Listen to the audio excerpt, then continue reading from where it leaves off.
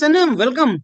How are you? Yes, sir. Thank you, sir. I'm good. Thank you. Okay. So, Sanem, you started your next journey in Denmark, Aarhus Exactly, sir. University, and Exactly, you are sir. in PhD program. And Sanem, I expect you to help Indian students Definitely. in the form of invite telling them about various informations about higher educational opportunities there. Yes, sir. So I would like to have interaction with you regular basis, weekly basis, and all. Yes, So sir. in that interaction, I want Sanem, we tell students what are the various opportunities in Europe as a whole and to in specific universities. And I think it makes sense for us to start with your university. First, I Definitely, would sir. like you to tell very briefly about your university. Okay, sir. So like I am currently in Aarhus University. Aarhus is like second largest city of Denmark actually. I mean Mm, largest as well as second most populous city of Denmark. mm, So in Aarhus, the like it's a student city. So basically, student city, when we call any European city as a student city, it means that mm, the university is going to be very large, and that mm, is how the university name is also named after the city. So Aarhus mm, University is the biggest in Denmark almost, mm, and mm, it has a QS ranking of mm, 109. So mm, it's actually a worth, and in Europe it ranks in 43. So mm, I think it's nice, and almost this university has like very large campus, mm, bigger than many Indian institutes of mm, technology as well. mm.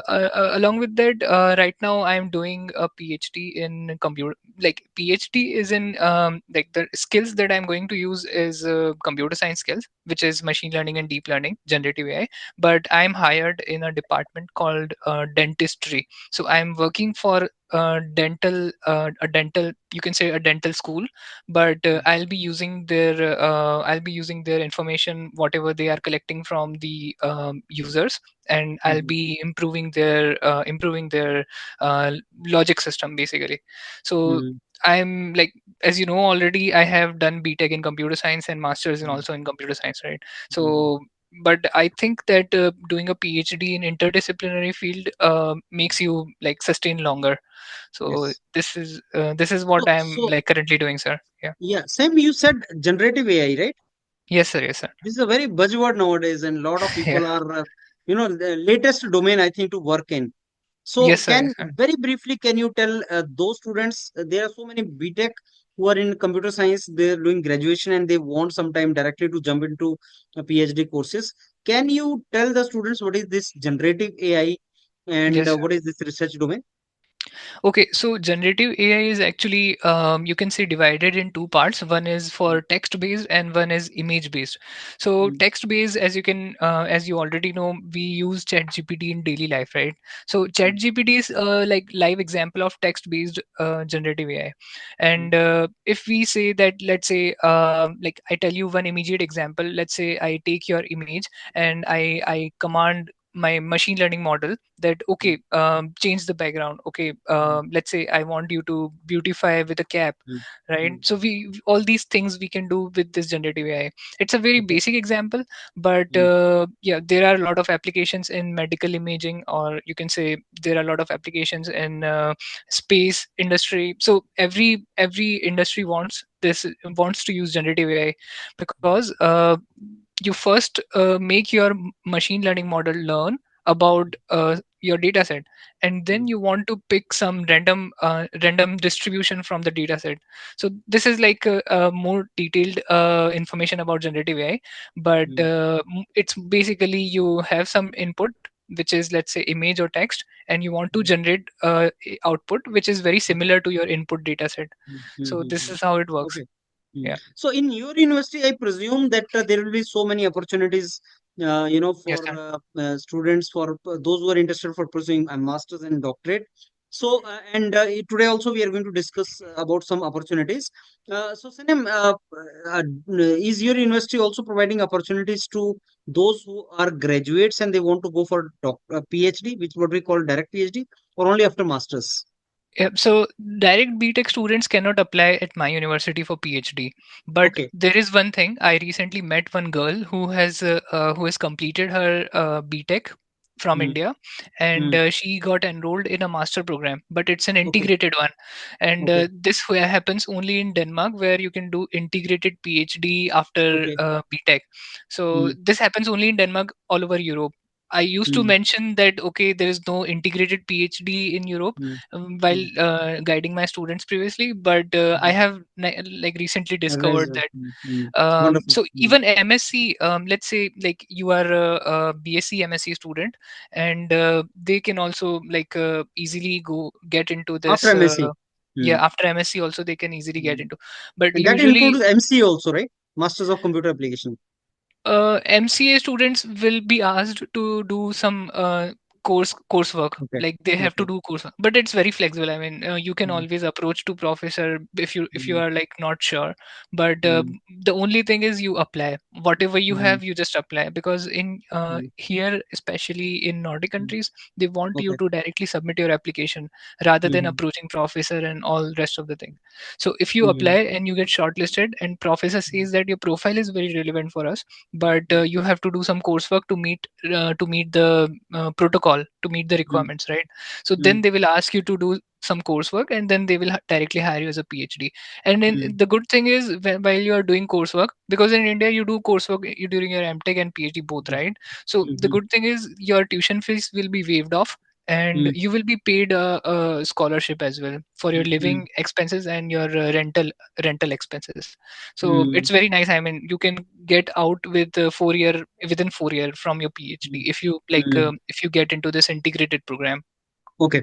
And if you get into PhD program after masters, what is the scale of a scholarship student can think of getting?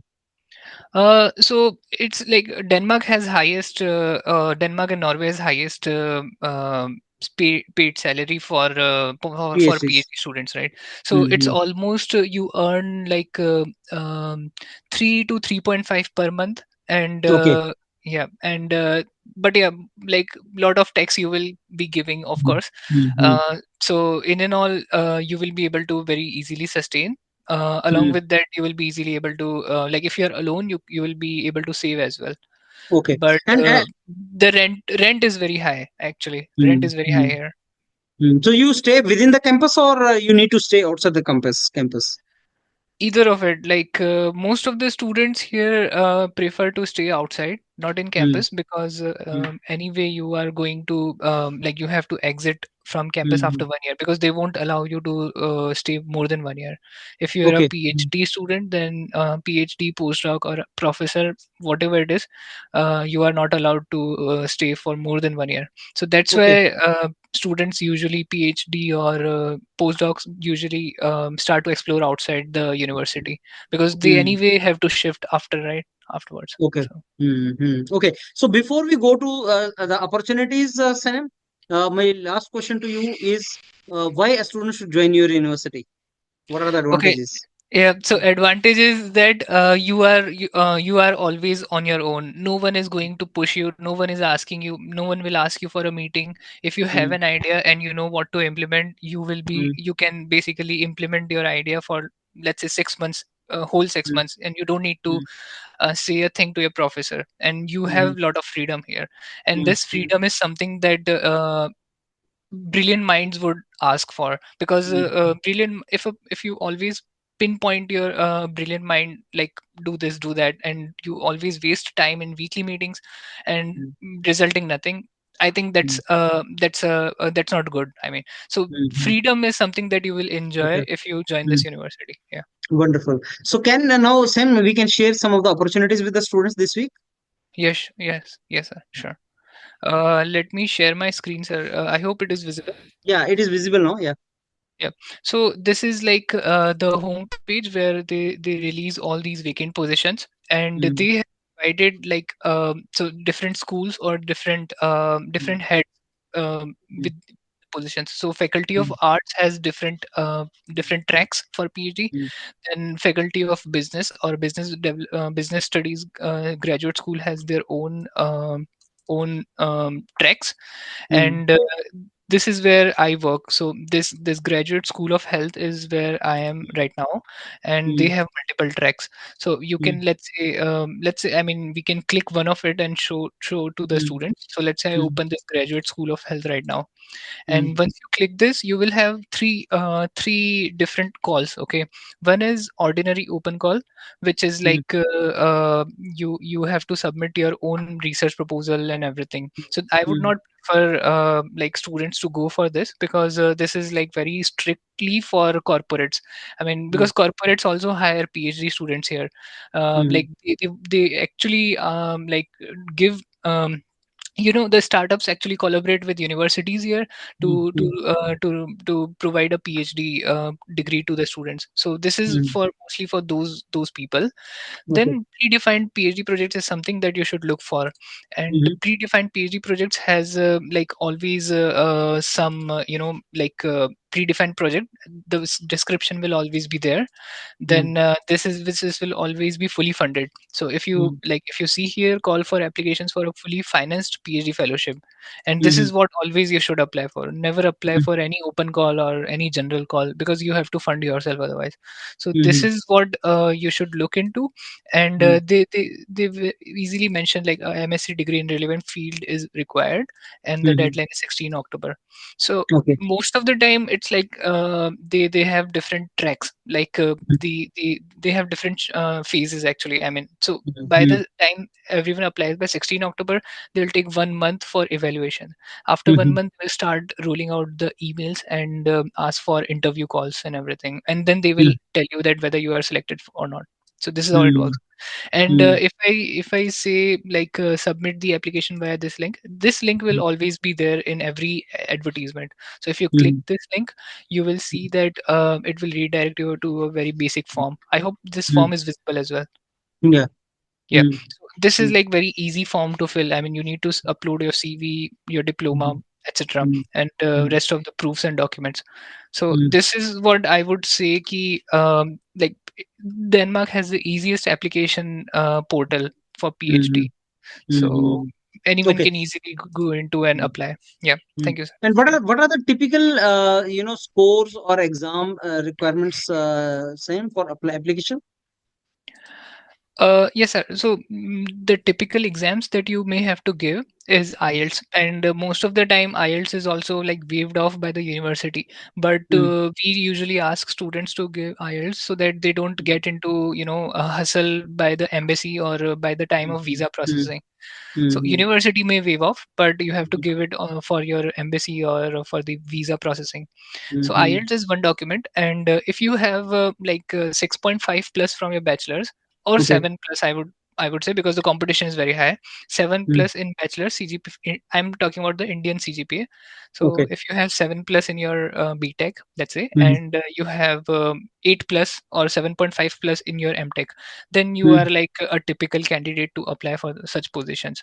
okay. And I Mm. think those are the students who should prefer for PhD as well, Mhm. right? So So you're talking about only students from premium institute or tier two, tier three colleges in no, India no, also? no, that doesn't matter, sir. I am a Mm, okay. tier 3 college student already, so Mm, that mm, doesn't matter. I mean, Wonderful, wonderful. yeah. So Sam, we'll keep it very restricted videos every week.